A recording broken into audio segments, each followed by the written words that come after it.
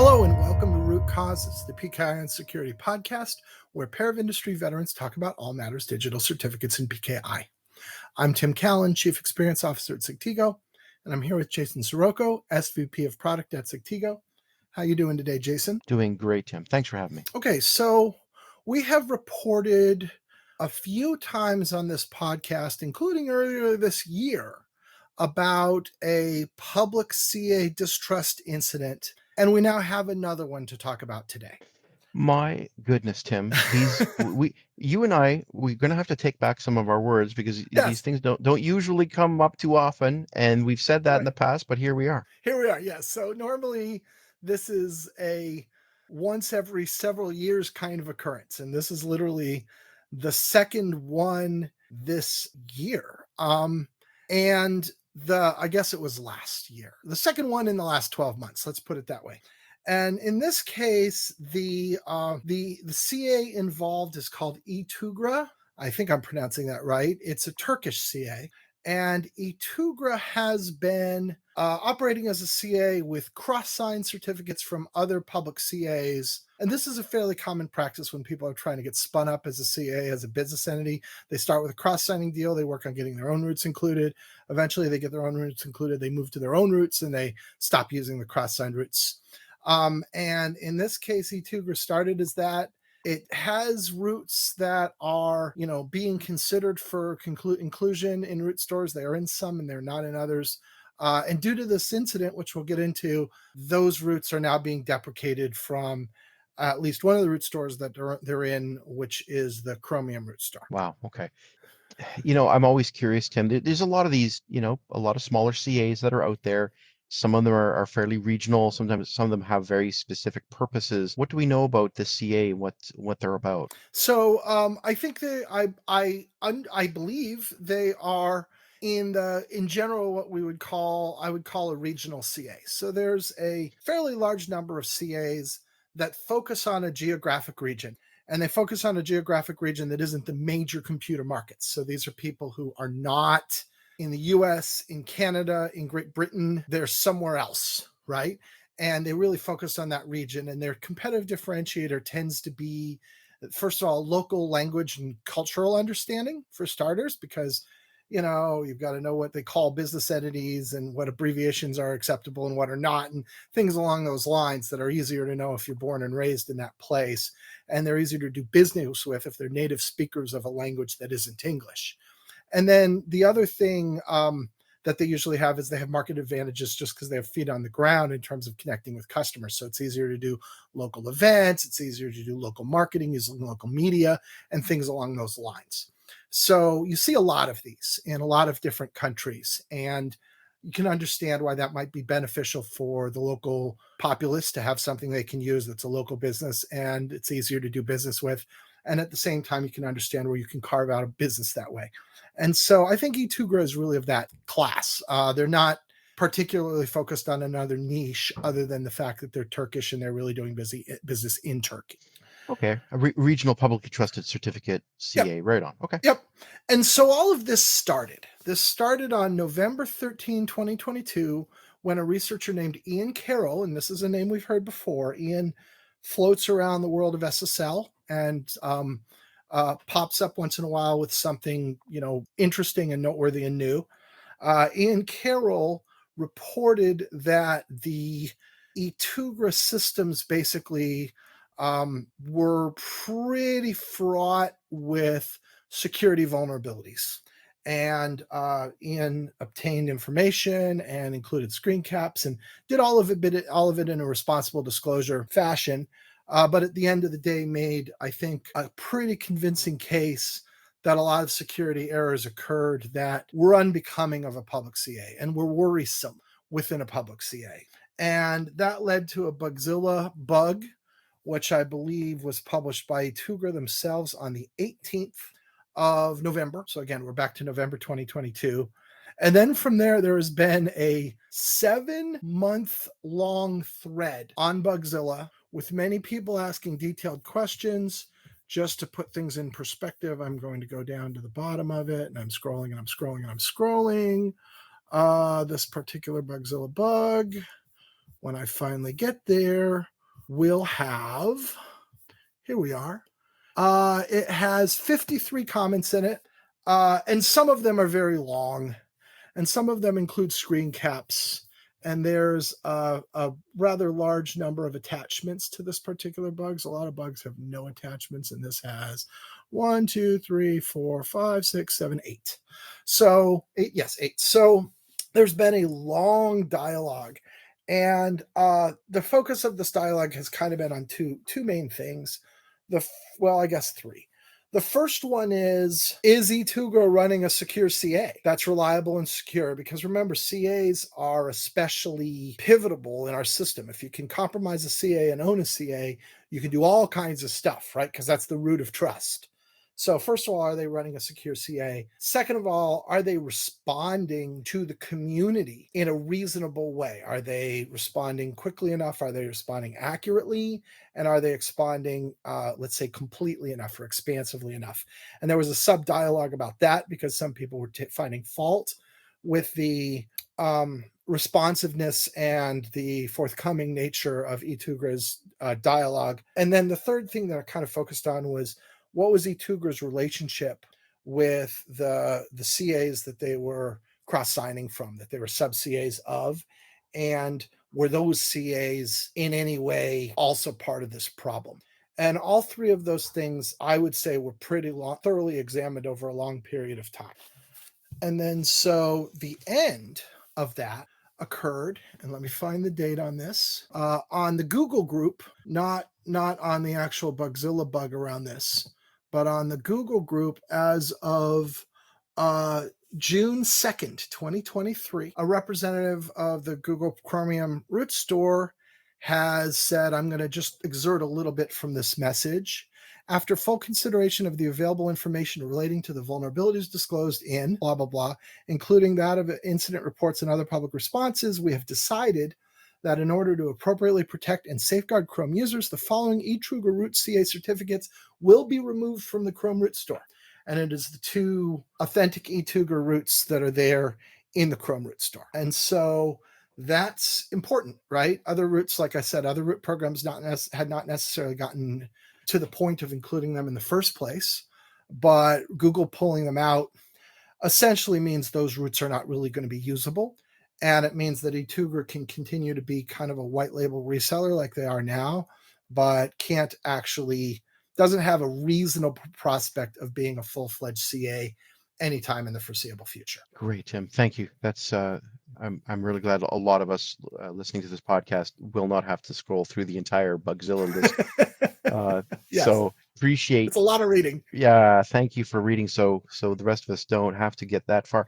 So let me ask you then, Tim, this is interesting. I want to get, let's get to the root causes, right? So you were saying cybersecurity issues. I don't think that was your word, but that was the way I heard it in my head. Sure, It that's was accurate. that, so, we've heard about distrust issues because of other things. I can't recall a general lack of cybersecurity posture of a CA, coming up first and foremost. Am I wrong in saying that? Yeah, I think if you go all the way back to DigiNotar, that was definitely a cybersecurity problem in a Right, pretty big way, right. right? But since I'd have to go back and 100% refresh my mind, but since DigiNotar, I agree with you. I do not think that cybersecurity has ever really been the root cause problem. I think there's definitely been questions about integrity. And I don't believe integrity was really seen as a concern or an issue here. I don't think people were questioning E-Tugra's honesty or commitment to privacy or commitment to security or anything like that. There definitely have been concerns about integrity, and if we think about the trust core deprecation last year, it's a perfect example. There also have been concerns about just general technical acumen, and that comes up a lot, right? We saw that with Pseudonomy, we saw that with Symantec, we saw that with Certum, right? Not Certum. What was there was another one. We saw that with all of those, right? In this case, you could say this definitely falls in the technical acumen camp because the question is, do they have the technical capability to maintain a secure operation? But this particular focus on security and the potential of being owned by a bad guy, definitely was the lead story here in a way that it hasn't been with something else since DigiNotar. So can I compare and contrast to DigiNotar for a moment then, since, Sure. that may be the closest analogy. My recollection is that DigiNotar was breached. Oh yeah. And I haven't studied this particular case enough to know whether or not there was. I don't sp You haven't mentioned it, so I suspect there wasn't, which makes this a little bit unique in a way. Yeah, I'd agree. I'd say the white hat researcher, right? Ian Carroll himself breached their security, right, and presented evidence Wow. again in keeping with responsible disclosure practices. Did it in a way where he wasn't compromising anybody's data or anything along those lines, but provided convincing evidence that he was in and he was in places that he shouldn't have been in, did exactly what you're supposed to do, gave that information first to E-Tugra so that they could actually rectify the problems before he told the world so that other people couldn't come exploit it exactly the way you're supposed to do it. No, Ian Carroll, from what I can see, did everything correctly. And but he had it. He had it. He got in. He got him. And he detailed the problems. And again, a lot of what this dialogue was about is there's a recognition of the fact that, look, there are some very serious foes out there, and even really strong people get breached, right? And we see this all the time, major banks, leading cloud providers, like very, very good cybersecurity people sometimes still lose that battle. A lot of the point of the dialogue on this was that this was pretty straightforward stuff. This was the kind of stuff that should have been protected. This was the kind of stuff that should not have been a hole and a vulnerability. So it wasn't even just that someone got in their white or their outside pen testing exercise. It's that someone got in ways that just really shouldn't have been possible. Great, Tim. That's a great explanation. I think I've got a really better understanding now of exactly what's going on here. But it does show you, and I think sometimes you and I at this point in any of the podcasts like this will reflect a little bit. And Yeah. the fact that this has been going on for 7 months shows you these kinds of decisions are not taken lightly. And thankfully, the process works. It's diligent and it works. And good on the industry for making Yeah. the hard decisions when they have to, and taking all the steps necessary to make sure that the facts and figures are known. And this one was definitely diligent. I mean, the number of words here, I don't have an estimate on it, but just tens of thousands for sure were Wow. written on this topic between various sources. There was a lot of diligence, a lot of questions, a lot of opportunity for response to the questions. And I think this is important. I think, as certainly as a general rule, I don't know enough to know that it's truly universal, but I can't think of an instance where the browsers were not fundamentally very careful to give the CA the opportunity to explain and defend themselves and present evidence and talk about why perhaps something that might look bad doesn't really turn out to be bad if you understand the whole picture. And they really do try hard for that.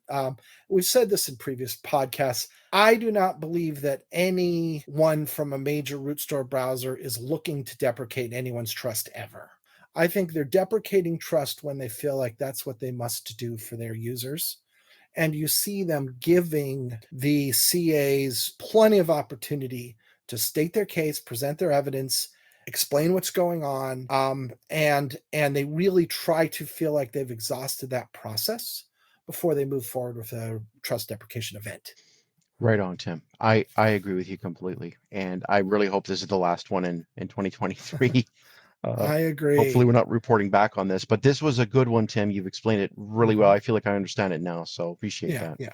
All right. So yeah, this is it. Like again, wow, these are happening fast. This is also a little unusual, Jay. I hinted at this in the beginning in that this was a set of routes that hadn't really been fully adopted by the community, Right. right? There aren't, apart from testing certs or test certs, there aren't any leaf certs. There aren't end user subscriber leaf certificates in production today for these routes because they were still in the process of getting included. They were in Chrome, but they Mm. weren't in Apple. I'm not sure what the status was of the other major programs, but they were not fully adopted yet. And so, because they're not fully adopted, nobody's really going to buy that, right? You're not going to buy a cert, stick it on your website, and someone says, it doesn't work on the Macintosh, it doesn't work on the Apple stack. Who really cares? You'd say, well, I care, and I'm going to wait, right? So there aren't end businesses or end subscribers that are affected by this. And this is another way that's unusual, right? If they're going and they're blowing up somebody else's CA, then that certificate authority has subscribers, and those people need to get new certs, right? And they're going to have things that stop working one day if they don't get the message and they don't change them out. And surely some of them don't, and find out when things stop working. This is different in that there are no subscribers affected because they kind of got it before it made it that far. And in that sense, I can't think of another example of CA distrust happening before they were in the world of issuing leaf certificates.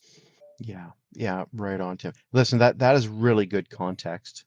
So it's we're not talking about something where it's, widespread, catastrophe. This is something that the White Hats, Ian Carroll, his name is very, very well known. Yeah. Obviously Yeah. did a great job here well before any kind of an event like that. That the fact that it was early on is great context. Yeah. And then, so probably the last thing is there's nothing here, nothing's been said publicly to suggest that E-Tugra will stop being a reseller of other CA's services, which it can be, because then those other CAs do the essential critical stuff that people are scared about. And so, they had cross signs with a couple CAs, and the one that's been most involved in this dialogue was SSL.com. So SSL.com did a cross signing event with E-Tugra, and there were questions asked, and it was looked into. And it certainly appears to me that the widespread consensus is that SSL.com themselves are without blame and operated everything correctly, and nobody is really worried about that. Yeah, that's good. And as a result, there's nothing here in terms of technically or the rules to suggest that E-Tugra can't go right on with the relationship they have with SSL.com into the indefinite future, and that combination itself does not appear to be suspect or worrisome to anybody in the community. And so, if I had to predict, I would predict that that's what we're going to see happening, and that they're all just going to move forward that way. Okay, well, there you go. That's again, it's important to note. Any of the other related players are clear. So that's great, Tim. So anyway, that's it. Deprecation event. We see them seldom. We want to report on them when we do, but we've seen more of them lately than we're used to, which is wow. And to your point, let's hope that we don't see another one again for a long time. That's the hope. All right. Thank you, Jay. Thank you, Tim. This has been Root Causes.